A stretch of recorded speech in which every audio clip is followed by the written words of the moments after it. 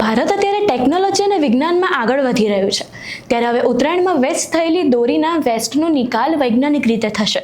નમસ્કાર, આપ જોઈ રહ્યા છો ચક્રવાત ન્યૂઝ. હું આપની સાથે પૂજા. ચક્રવાત ન્યૂઝ.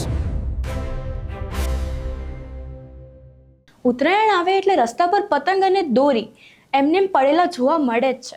ત્યારે આ દોરીથી કોઈને નુકસાન ન થાય તે માટે દોરીનો યોગ્ય નિકાલ કેવી રીતે થશે તે માટે રાજ્યસભા સાંસદ મયંક નાયકનો જીવદયા માટે અનોખો અભિગમ જોવા મળી રહ્યો છે.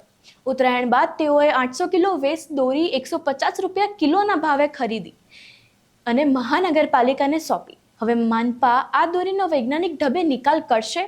ત્યારે 800 કિલો વેસ્ટ દોરી મોટાભાગની ચાઇના દોરી નીકળવાથી મનપા કમિશનરે કહ્યું, ચાઇના દોરી ઉપર સંપૂર્ણ પ્રતિબંધ મુકાય તે માટે મનપા કડક નિર્ણય લેશે.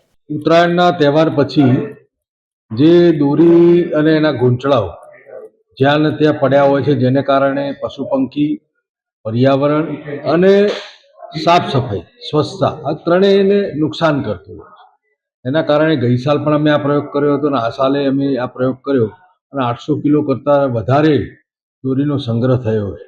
જેને કારણે માન્ય પ્રધાનમંત્રી મોદી સાહેબ કહેતા હોય છે કે સ્વચ્છતા જળવાય, પર્યાવરણની જાળવણી કરવી જોઈએ અને લોકોનો જીવ કેવી રીતે બચે, જીવદયાનો આ ત્રણેય વિષયનો સંલગ્ન આ એક દોરી પાછી લેવાનો અમે કાર્યક્રમ કર્યો હતો. અને મને જણાવતા આનંદ થાય છે કે આ કાર્યક્રમમાં ખૂબ બધા નાગરિકો જોડાયા અને જેને કારણે આટલી બધી દોરી એકઠી થઈ છે.